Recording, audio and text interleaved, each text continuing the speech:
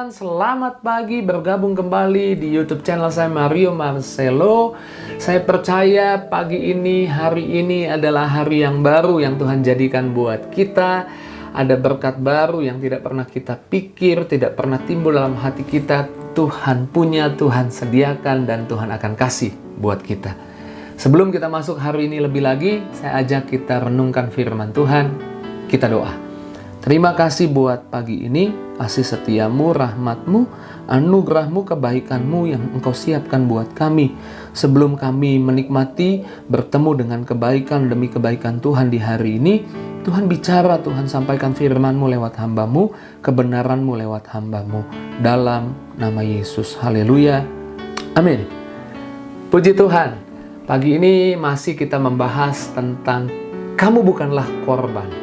Hari Jumat, kita bahas part satunya, hari Sabtu part 2, sekarang hari Senin, ini part yang ketiga, bagian yang ketiga. Kamu bukanlah korban.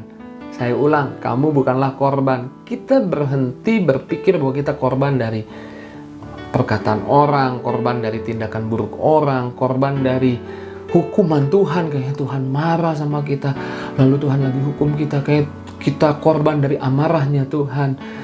Tapi kita mau percaya bahwa Tuhan punya rencana indah dalam setiap perjalanan hidup kita. Maka di hari ini kita akan lanjutkan apa yang sudah kita bahas di hari Jumat dan Sabtu. Hari ini kita membahas step berikutnya atau langkah berikutnya, yaitu kita harus responsibility. Itu bahasan yang hari Sabtu tuh, respon. Bertanggung jawab atas pilihan kita. Kita harus responsibility. Pahami akar kata responsibility atau tanggung jawab adalah respon. Kita harus mengontrol respon kita. Kita nggak bisa mengontrol kejadian apa yang bisa terjadi pada kita. Kita nggak bisa mengontrol omongan orang yang dia bisa omongin buat kita. Kita nggak bisa mengontrol apa yang orang perbuat buat hidup kita. Kita nggak bisa mengontrol detik demi detik apa yang akan terjadi di hidup kita. Tapi kita bisa mengontrol apa yang harus kita responi. Bagaimana kita harus merespon. Cara merespon itu adalah tempatnya atau terletaknya pertumbuhan setiap kita. Cara kita merespon itu dihasilkan dari apa yang ada di hidup kita. Amsal 23 ayat 7a bilang, you are what you believe. Seperti orang membuat perhitungan dalam dirinya. Bahasa Inggris bilang seperti orang memperhitungkan di hatinya. Demikian dia, demikian apa yang dia respon, demikian perkataannya, demikian tindakannya, demikian apa yang dia buat. Untuk bisa mengontrol respon kita, kita perlu penuhi hati kita dengan firman Tuhan. Kalau hati kita sudah penuh dengan firman Tuhan, ketika terjadi hot situation, situasi yang panas, maka yang keluar adalah apa yang ada di hati. Kalau di hatimu kosong, nggak ada apa-apa, yang keluar ya tindakan manusia, pemikiran filosofi manusia, filosofi dunia, apa kata orang. Tapi kalau di hatimu isinya firman, yang keluar adalah firman. Saya pernah kasih ilustrasi, ada 3 kantong teh. Yang satu isinya chamomile, yang satu isinya Earl Grey, yang satu isinya English breakfast. Gimana kita bisa tahu di dalamnya chamomile, di dalamnya English breakfast, di dalamnya Earl Grey? Satu-satunya cara, taruh kantong teh itu di satu gelas, siram air panas. Ketika disiram air panas, warnanya kelihatan, aromanya tercium. Ini teh jenis apa?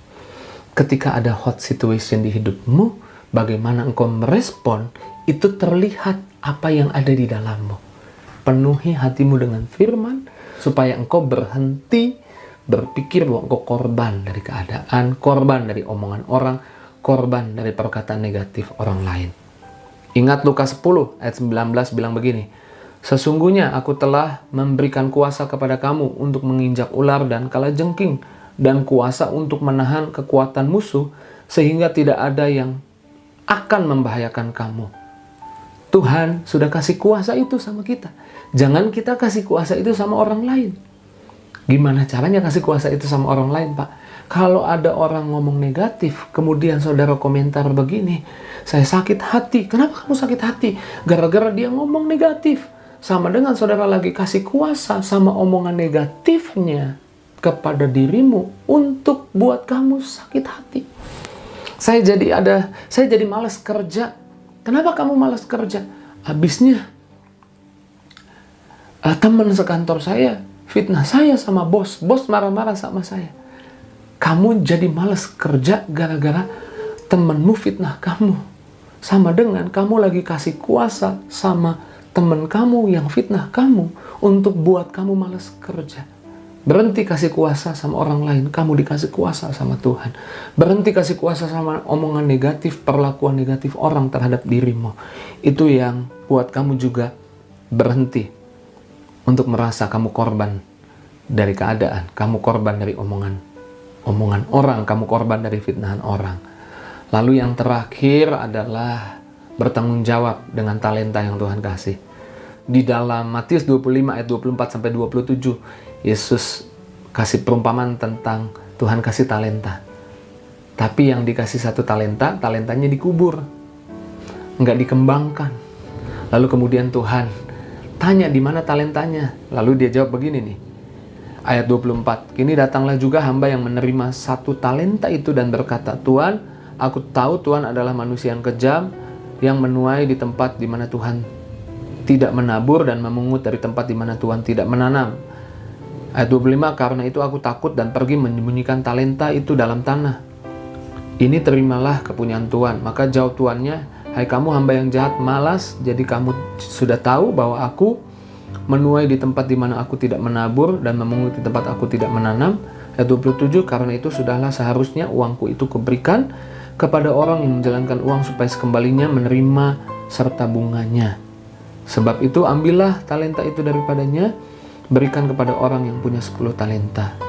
Dia menyalahkan tuannya, lalu dia undur diri. Akibatnya ia jatuh dalam godaan kebencian dan ketakutan. Dia kehilangan segalanya karena dia memiliki mentalitas korban. Berhenti memiliki mentalitas korban, tapi mulailah percaya bahwa kamu berharga. Tuhan kasih talenta, Tuhan kasih kuasa, Tuhan kasih berkat di hidupmu. Terus maju dalam Tuhan, bagikan kabar baik ini kepada banyak orang, biarlah banyak orang ikut diberkati dengan apa yang saudara dengar pagi ini. Tuhan Yesus berkati. See you.